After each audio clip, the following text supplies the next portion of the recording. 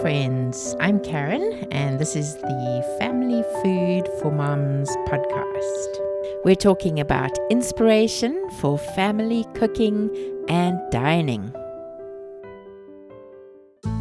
Today we'll be continuing our chef series, talking about Nigella Lawson and some tips from her.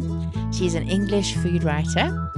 She cooks on TV. She's got best-selling cookbooks and cooking shows. She has a very approachable style of home cooking, relatable, so not kind of on another planet like a really gourmet chef, but somebody who's very good at what she does and helps you feel like you can cook better, and she teaches you to do that.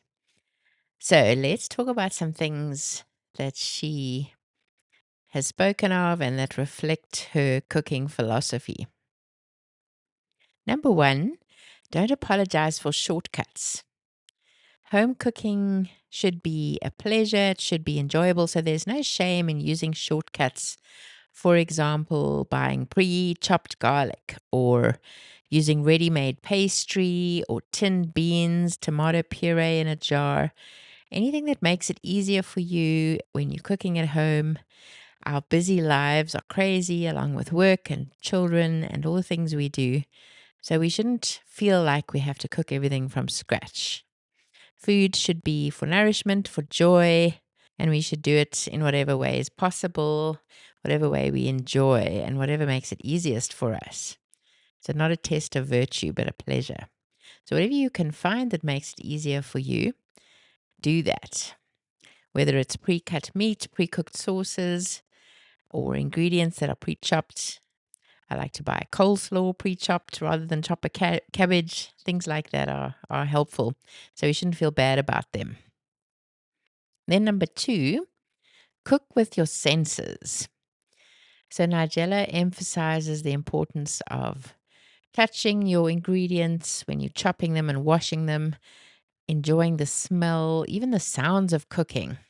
So it's not just about timing it or your measurements, but enjoy the sizzle, smell the aroma, feel that beautiful dough.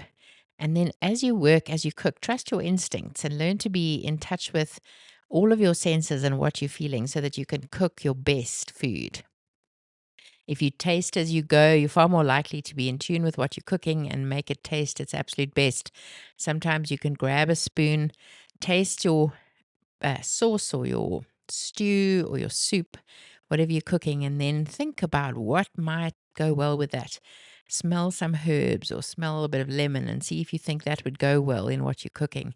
And then add that and try it, taste it again. Add some parmesan, add some pepper, add some onion powder, some paprika, some basil that's been chopped up, anything that you think will go well with what you're cooking. If you don't know where to start, then search for some ideas on the internet and then smell the things that are suggested and add them. Kind of train your palate, train your sense of smell to know what's needed when you're cooking. And then when you eat the food later, perhaps you'll even get a different perspective and you can think, okay, next time I'll try this or less of this or more of that. And you'll develop your ability to cook delicious food. Number three, lemon juice and lemon zest are game changers. Nigella loves to boost the flavor of sweet dishes and savory dishes with lemon zest or lemon juice. Squeeze of lemon at the end of cooking can brighten a dish. Chicken, fish, those things really do well with some citrus like lemon. And then desserts too, whether it's cheesecake, a lemon-flavored meringue dessert, ice cream with a little bit of lemon olive oil on it is amazing. So lemon juice, lemon zest, whenever you can.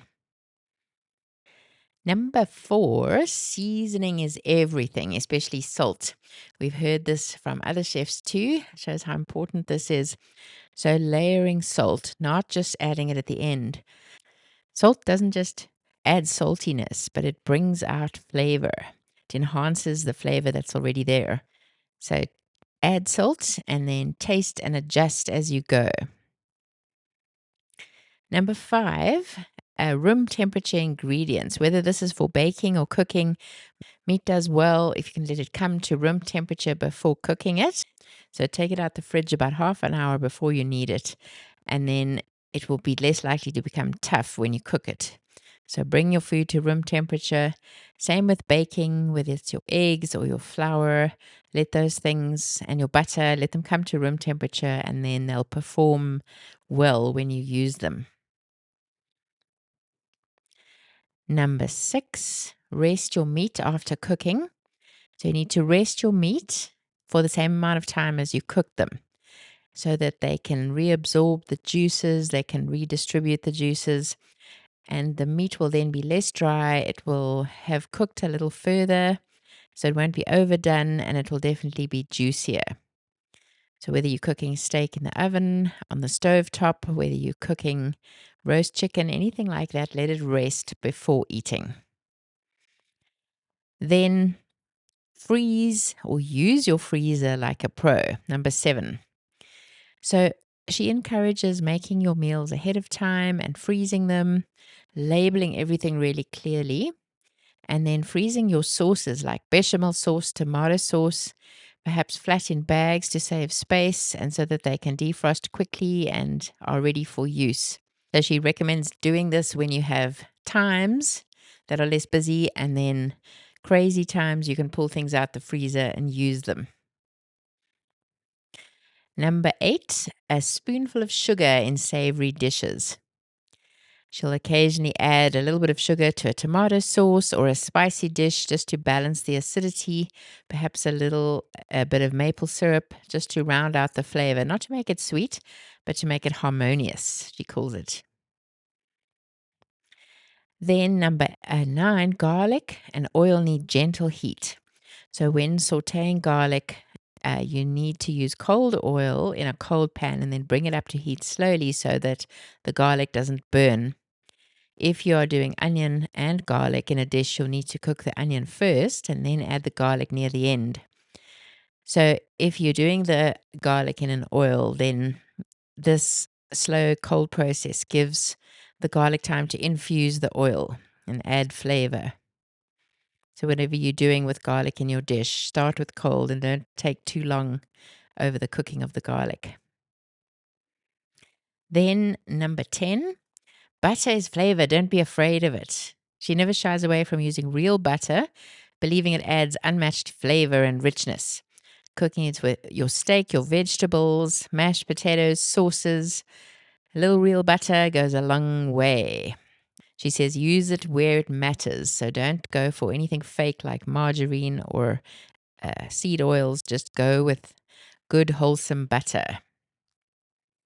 Number 11, cook once, eat twice. So this goes along with the freezer idea. So make your meals that can stretch into leftovers. You can have them for lunch the following day, or they could be put in the freezer for a freezer meal for another night. Roast chicken becomes a sandwich or a soup or a chicken salad the following day. And this saves time and reduces waste. Number 12, she says stirring can be therapeutic. Relaxing, slowing down, and enjoying repetitive kitchen tasks like whisking, stirring risotto, stirring soup or stew, folding a batter. So she sees cooking as a soothing, mindful act, not just a means to an end. So rather than rushing, slow down and enjoy the process. Number 13, she likes to use ice cream as a canvas. She's known for using ice cream as a dessert base. So she'll soften some vanilla ice cream and then stir in things like espresso, crushed biscuits, or berries. She'll make a quick fancy dessert with minimal effort in this way. Something unusual, but using such a simple ingredient. Number 14, she says keep flavor bombs in the pantry. So having a well-stocked pantry with some staples that are full of flavor that you can add to really enhance a dish. So something like anchovy paste, preserved lemons in a jar, capers, Dijon mustard, harissa. A spoonful of one of these can elevate even the simplest dishes. A jar of peppers, some chutney, any kind of sauces that you enjoy are really helpful to have in your pantry and have ready to add as an ingredient when you need to. Number 15, cooking should be a pleasure, not a chore.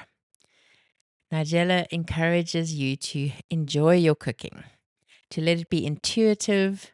She believes recipes are guides, not strict rules. Comfort in the kitchen matters, your intuition matters, and enjoying the process matters. You can taste it in your food if you've enjoyed making it. So don't worry about perfection. Have confidence, and you'll learn to make amazing food. Perfection is overrated. There's something about the act of cooking that is so nourishing to the soul, even if the end result isn't perfect. That's what she says. So it's still valuable. Often she'll welcome mess or improvisation or even failure as part of your kitchen experience. And then last of all, comfort food is valid food. Nigella's famous for unapologetically embracing comfort food, rich chocolate cakes, slow cooked stews, pasta dishes. So she rejects the idea that indulgent food is somehow shameful. She says, I don't believe in low fat cooking. She believes in cooking that feeds the body and the soul, that makes you feel good emotionally and physically. You can enjoy it with your family, around the table. You can invite guests. You can bless people with your love of food. So I hope that inspired you as much as it inspired me. And I hope that you go into your next cooking session looking forward to it, being relaxed so that you can enjoy the process. Thanks for listening. I'll see you next time.